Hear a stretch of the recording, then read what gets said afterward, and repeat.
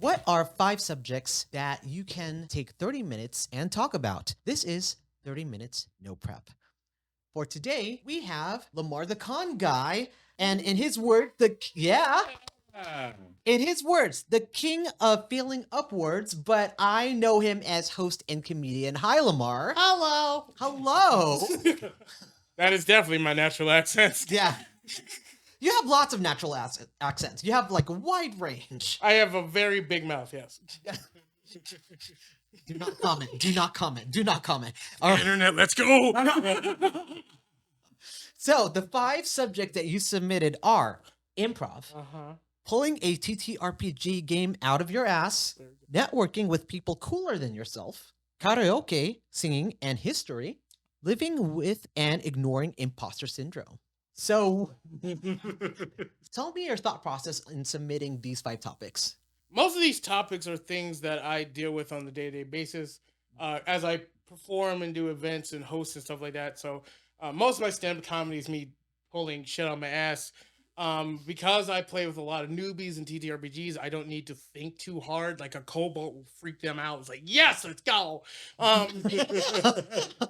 I love karaoke. It's actually a passion. It really got me out of my place. And then hanging out with people like you two, I have to deal with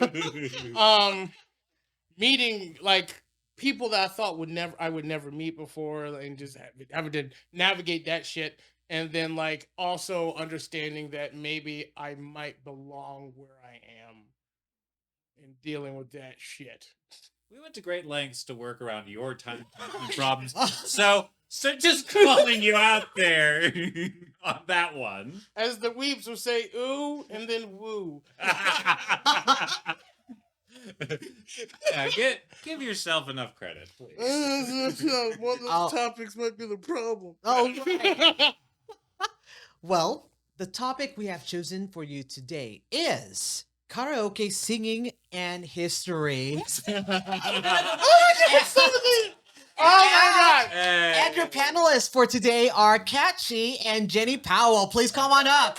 I'm going to have you tell us when the 30 minutes begins. Oh my god. All right. Go.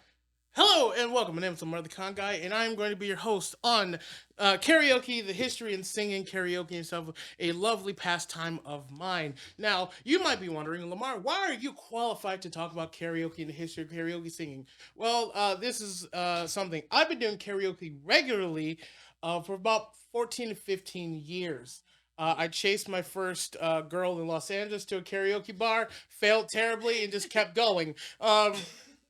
I was a finalist in 2011 for the World Karaoke Championship for California. Calm down. There is a World Karaoke Championship. It's been going on for well over a couple decades now. Believe it or not, America has never won. I believe the highest we've gotten so far, at least last time I checked, was 3rd place, and I think that was in the women's division. But I haven't checked since the. Yes. Did the Philippines win often? The Philippines are definitely up there, and I think Ireland is winning a lot. Because, well, here's the thing. Of course. Because generally it happens in Europe. Ah. So I think it's just because home field advantage. Beyond that, I am a karaoke jockey, a KJ, as sometimes people will say, as well as just like proprietary stuff. In fact, before I was doing this, I've been running karaoke for a convention for the last 2 days, and I'm going to do that again when I leave here. So that's why I'm qualified, and I really love it. I used to go twice a week before the pandemic. Now, like once or twice a month, which is still too many times. But karaoke, I like to start like everything in the world is the history of karaoke. How did it get started? As far as what I remember and I could find with 5 minutes of Googling, karaoke actually started as a way to answer the problem of clubs back in the olden times, like 1950s and 60s. If you wanted to hear music back then live, you had to bring a full freaking band, which is normally brass and orchestra and stuff like that, which was a pain in the butt, especially in smaller venues. especially for the singer, because they're the marquee. They're the reason why a lot of people are going. They also get lost a lot of money because they have to split it with the rest of the band, which you should, but it is what it is. So a guy named Daisuke Inoue, I'm saying his name completely wrong, came up with the idea of just recording the music by itself, putting on what's this thing called an 8-track, which if you know what that is, welcome to your 30s. And giving that to the singer for them to play at the venue so that they can sing without needing a large band behind them. Karaoke is actually what's called a conjugated word. Hopefully, someone does a thing about grammar. But it's kara and oke, which means empty orchestra. I believe that's a compound word. That's the word he was looking for. I was also looking speak for. Japanese. Oh, arigato. Anyway. I do not speak Japanese. Oh, howdy. Which means empty orchestra. So that's how it really got started. After a while, people was like, "Hey, I can sing a song," and for a long time, it just started slowly picking up. It didn't become like a popular party thing to do until about the 1990s, where things started picking up. Um, a bar that has closed here in the greater Los Angeles County area was called Dimples, and they claim I have memories. I have memories too. They claim to have been one of the first America's first karaoke bar. Whether that's true or not, no one probably knows. They've since closed, but now karaoke has grown and spread out and things of that nature. With that, so that was the history of karaoke. And so nowadays, karaoke is pretty much split into two types of categories. You have what's more called, for a lack of a better term, Asian style or karaoke box, and then you have open bar. Karaoke box is which I like to call it. So when you get a private room for you and your 5 friends to go deaf as you scream and Lance Morrison at each other. Yes.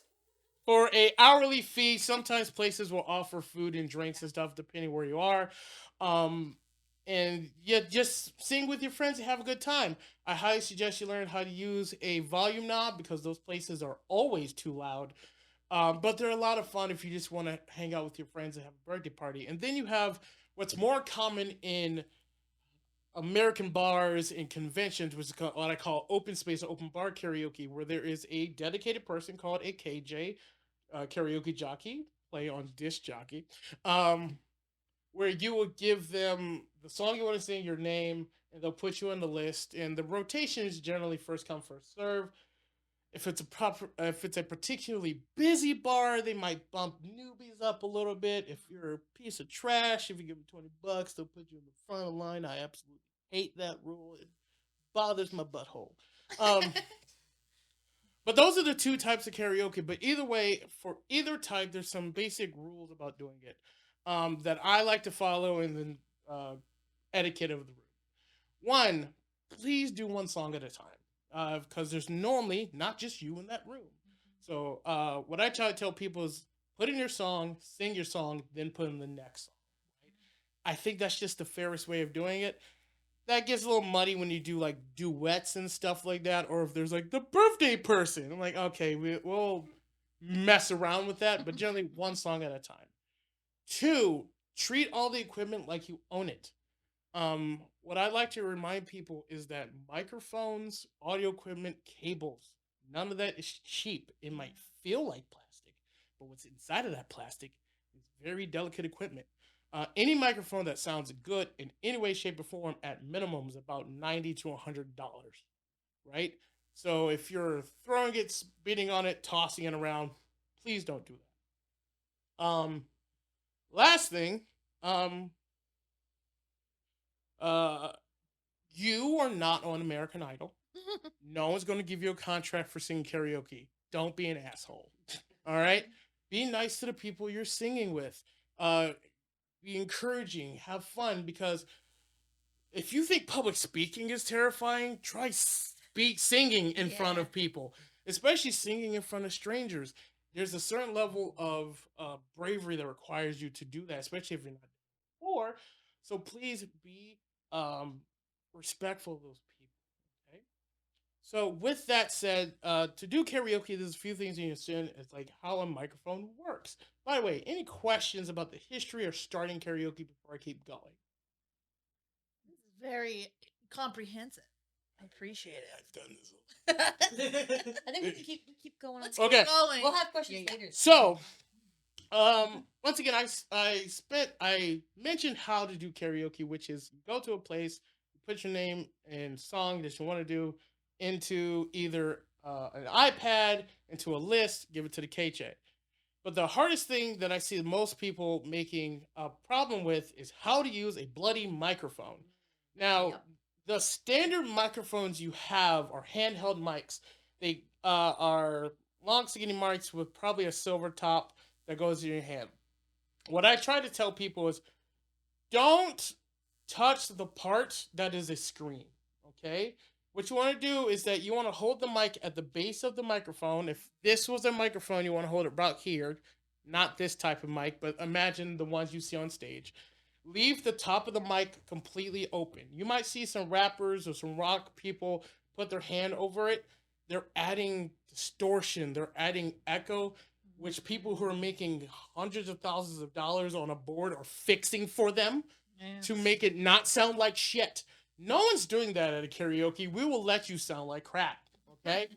So just keep your hand on the base of the mic, and if you want to know how far to keep the mic for your natural singing volume, which typically is louder than your normal speaking volume, what you want to do is you want to take a fist, put it to your chin, put the end of the microphone on the other end of your chin, and that is approximately the distance you should hold a handheld microphone. Oh, Now, very good. that's the easiest way of doing it.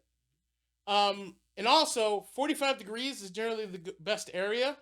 Directly through, you'll get a lot of pops, the P's and the T's and the S's and stuff like that. And straight up and down is not how these microphones are designed to pick up sound. So you want to do 45-degree angle at your mouth. Not at the bottom, not at your chest, not at the sky, not to Jesus. At your mouth. If you are about to scream, pull the mic back. Yes. Generally, you just want to bring the mic back enough so that you're engaging your forearm and stuff like that. But always keep that 45-degree angle. And if you're like me, because we'll go into vocal ranges in a second.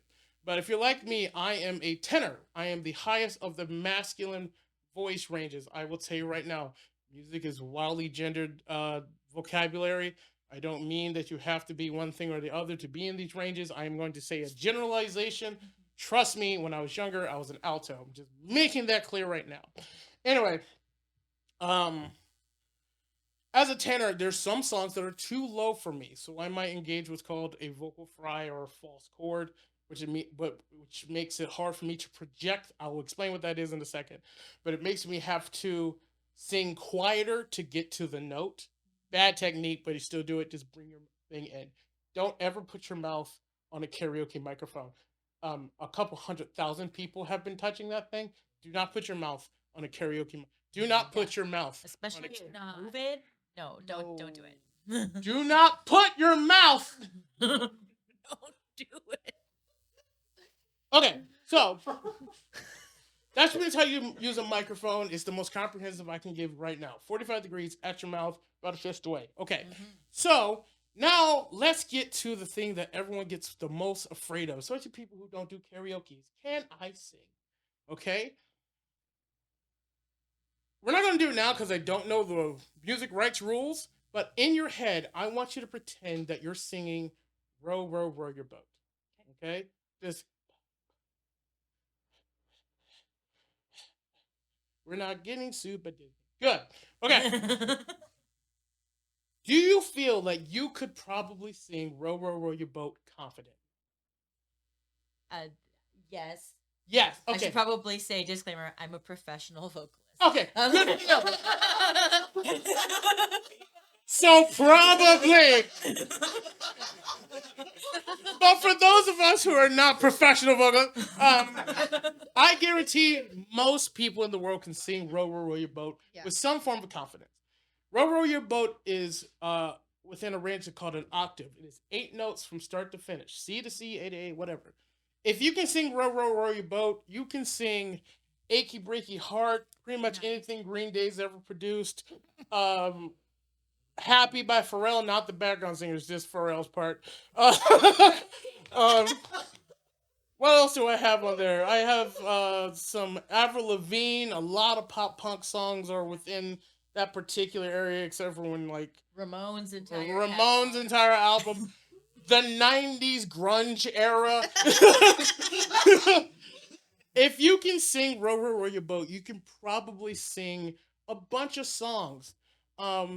And so try to keep that in mind, because what I want to remind people when they start karaoke is this thing is everyone can sing something, you just can't sing everything. Okay? Everyone can sing something, you can't sing everything. If you're going in there comparing yourself to Beyonce, who's been singing since she was 4, you're going to have a bad time. Right?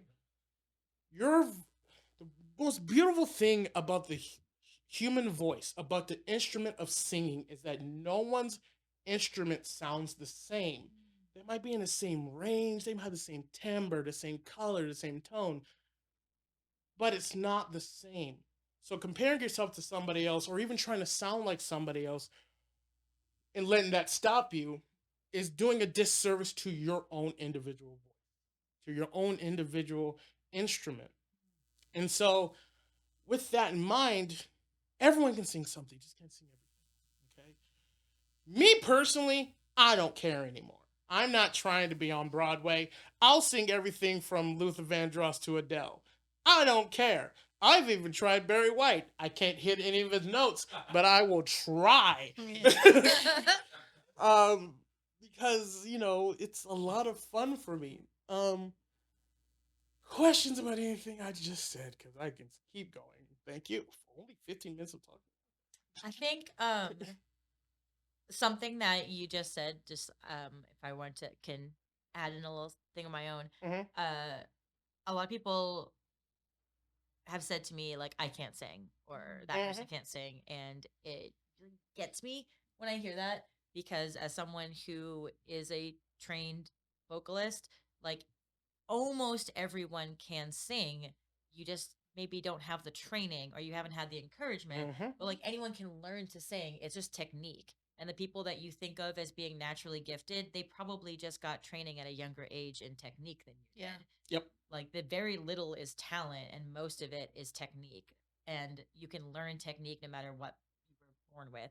The only people that can't like learn to sing, people who are actually tone deaf. Straight up tone. And even then, if you've got rhythm, you can rap. Yeah, you can be a rapper. Oh, I was absolutely. gonna say that's what I go to most of the time, because I'm like, let's just go, let's just do this. Keep that in mind, because I have some thoughts about genres of music with karaoke as well. Yeah. So I've done this a lot.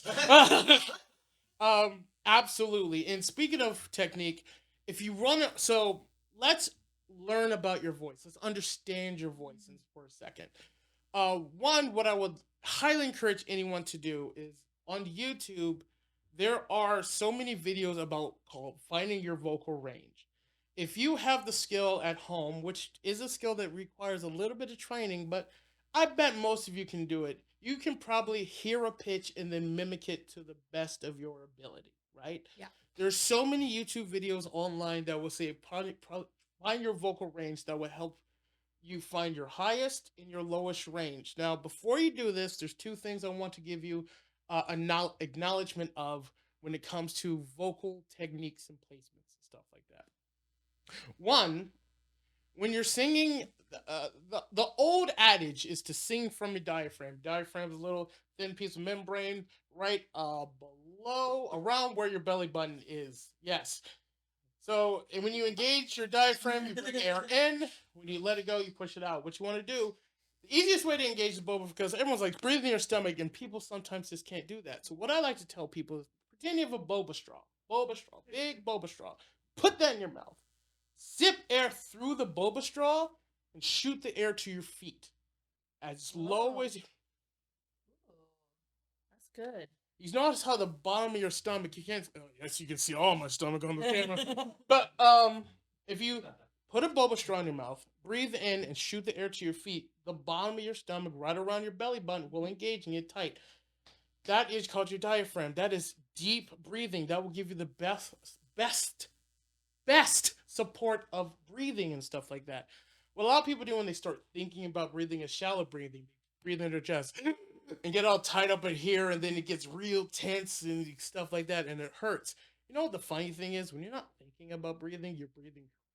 That is a mother, in it? So if you're thinking about breathing, you're really nervous about it, boba straw. Okay? Put it to your feet and good. I say this because what you want to do is that you want to first thing engage your throat. Talking, speaking, abusing it through screaming at people on the internet, it's gonna hurt. So you want to just do a big deep breath and just put a big old sigh. Another big breath through the bubble straw. And the last technique I tell people to do and make sure you don't hurt yourself is I tell them to play some basketball with their throat. So what you're gonna do is you're gonna pretend you got a basketball. Someone's gonna pass you the ball, and then you're gonna shoot the ball with your voice. Okay, and you're trying to make a 3-point shot. So what you're going to do is you're going to take a big, deep breath as you catch the ball with that boba straw. You're going to go to the top of your range that you think it is, and just imagine it going up and just swirling down. I'm going to do it away from the microphones.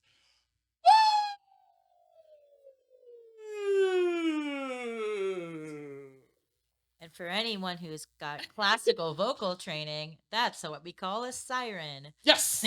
Oh, Lemar, can you do that again? Because you were out of frame when you stepped. But Oh. continue.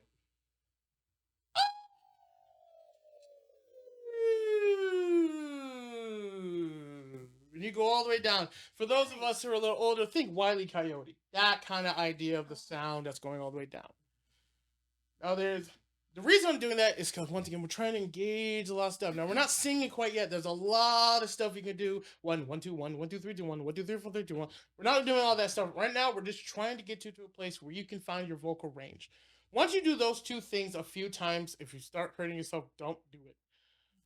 What you want to do is that you're going to go through the video. It will start going ba, ba, ba, ba, up the scale and then down the scale. And then it will tell you roughly what your range is. It might say you bleed into another range, soprano, alto, tenor, bass, which I think most people are familiar with. But the one you mostly incorporate is your vocal range. Now, there's two things about the voice. There's two false areas about the voice that you need to be aware of that is not actually your range. One's called a falsetto, and the other one's called a vocal fry. A falsetto, normally engaged by those with deeper registers of voice, that's the way I'm going to say it, again, music is wildly gendered, is when someone with a deeper register of voice has a fluty or airy sound. That's kind of, that last part was a bad whistle tone, but singing in your head voice is what also falsetto can call and be. Generally, it is hard to sing up there all the time. If you don't have the proper technique, you're going to hurt yourself. The other one is the vocal fry. A lot of basses use vocal fry. Have you ever heard of Valley Girl or Kardashian? Oh my God. Interesting. That's a vocal fry. A lot of metal singers use vocal fry to get that really good growling point. I don't teach how to do metal vocals because it will destroy your voice, so we're not going to do that. Anyway, if you find yourself rumbling or tensing when you're doing this up and down motion of the vocal range, stop. Because we're not trying to impress anybody right now. We're just trying to figure out what the base model of your voice is.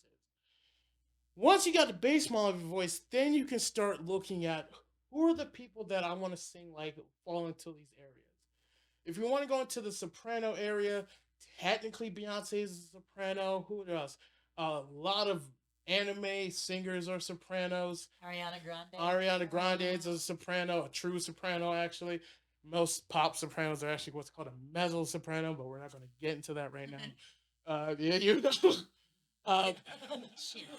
She knows. The one under that is called the altos. That's where you get like Megan the Stallion, the Adina Menzel's technically an alto. If you've heard her stuff outside of Wicked and Frozen, that's more alto stuff. Rent, Marine in Rent, that's all alto ranges. Below that are the tenors. Me, Freddie Mercury, Bruno Mars, most anime male songs, and then baritones and basses. They're technically two different things, but we put them together for simplicity. Your Avi Kaplan's, the lowest member of Pentatonics, Louis Armstrong, Tay Zonday. Those are your basses. So when you hear your voice, yeah. Reason I'm saying this because when you find what your vocal range is, you can see these people have a similar vocal range as myself. I could probably sing songs roughly in their area. Yes, that don't make that a limitation. This is a starting point. I am a tenor. I will sing Adele, who's an alto. No, mezzo, alto. But once again, we're starting right here, right at the very base of what your range can do. Once you have that, then once we're getting to the most opinionated part of my karaoke rant, then you can start seeing what type of songs I want to do. I forgot exactly. Yeah. So this is the most opinionated part. Again, this part, everything else is basically factual of what I've said. This part is wildly opinion. Sentimental ballads, like Faithfully, a lot of glam rock sad ballads. Those tend to be easier to sing because they don't require as much agility. Yeah. Right? Agility is Christina Aguilera. All agility. Those songs sound cool. They allow you to hit one note and hold that for a second, then go to the next note. Not a lot of agility. The next thing after that would be pop songs. A little bit more technical, but also not particularly hard. Why? Because they're pop. They're popular. They're designed for the most vast majority of people to be able to sing those songs. After that, in my opinion, it's rock songs. The only reason why rock songs are harder than pop songs is because rock is such a colored and timbered type of sound. Eddie Vedder, My Chemical Romance, even Jared Leto, they have such an interesting sound when it comes to rock, and people tend to hurt themselves because they try to go too much and they don't know how to do it properly. They hurt their voice. So rock. Now, if you have a naturally rocky, airy tone, my voice is Broadway. So, but so I don't do a lot of rock. But that after that, it is what I call hardcore R&B. Boys to Men, Aaliyah, anything that popped off in the 90s where it's just, ooh, yeah. That is nothing but Simone Biles-ing your voice. It's flipping, it's airing. There are notes you can't hit. Whitney Houston has, oh my God. And then the last one, which I do deem the hardest to do at karaoke, is rap. Why is rap the hardest? Because while it technically doesn't require a range per se, it is the only style, a genre in karaoke that there's no singing. Yeah. Every other genre of music, you pretty much break down music between melody, verse, verse, chorus, verse, chorus, bridge, chorus, right? If you can figure out what those are early, a lot of them are repeating. Yeah. You can pick up what's about to happen. You don't need to know all the words. Rap, throw it out the window. If you don't know what's coming up, by the time you figure it out, you're already 2 lines too late. Okay? So rap is so hard. You have to know that song pretty much from the heart. And I think that's just so, so difficult. And the last thing, I had a good idea. I had something that was interesting. Oh, that part's not important. Anyway, questions. Is it okay if I throw some tips out? Go ahead. For people that are wanting to get into karaoke but are like stage shy or afraid to put themselves out there, if you're like, oh, I can't sing well enough. A couple of tips I have is that you can find almost any popular song, like not something that's more obscure, but like a popular karaoke song, you can find YouTube videos. So Absolutely. like rehearse at home in your bathroom, and while you're taking the shower, the reason people sing in the shower, the steam helps loosen up your vocal folds. The acoustics are great in the bathroom. Mhm. Like, figure that out, rehearse it at home, sing it in the car until you're comfortable with it so that you don't get surprised when you're up there Yeah. and you're drunk. Yep. And you're like, oh shoot, I don't even know this song. It's like, well, I mean, you could have. Like, Yeah. like, why'd you pick a song you don't know? So like, don't challenge yourself with something that's going to be too technically challenging or that you don't know as well. If you're also someone who's not as sure about your performance, like pick something pick something that's easy, pick something that you can nail and feel good about. Like now's not necessarily the time to be trying to like test your range. Like do that in the shower in the car. Like now's your time to own the stage. Can we each share our favorite karaoke song? Yes, go ahead. What do you like? No, I want to know My favorite karaoke song? What's your go-to? If I'm trying to impress everyone in the room for the next 50 miles, Separate Ways by Journey. That's one of my top ones too. I love that song because it allows me to breathe, and it's a that note song with what I call a that note song, because it doesn't matter what I've done until I hit that one note. And then everybody's like, same thing with I Will Always Love You by Whitney Houston. It doesn't matter what you've done until you get to the end. Yeah. We're going out for karaoke. I know. Absolutely. Because my second favorite, besides I do Separate Ways a lot, is I'm on a Boat. Yeah. And I do all the parts. I always have somebody who's like, "Can I be your T-Pain?" I was like, "Nah, bitch, I do all the parts." I have war flashbacks about I'm on a boat, because me and my buddy used to do that, and we went hard to the paint, jumping around, full choreography. I love that. What about you? What's your favorite karaoke song? Okay, I'm a show off. So I like to sing White Rabbit by Jefferson Airplane. Okay. Let me explain something. If you can do Right Rabbit with justice, that is a harder song than people give, because there's a lot of vibrato, especially in Janice or Stevie. I forgot who does that. It's Jefferson Airplane. Jefferson Airplane, but the singer is... I messed up. I always get Janice and Stevie completely. Oh, it's Jefferson. Grace. It's Grace. That's right. It has such a unique voice. I love that song so much. But anyway, we're at time. One last thing. If you ever see me out in public and we're doing karaoke and I'm in charge of it, please sing with me. I do nothing but a loving and supportive room, and I will fight for you to sing. Yay! Yes!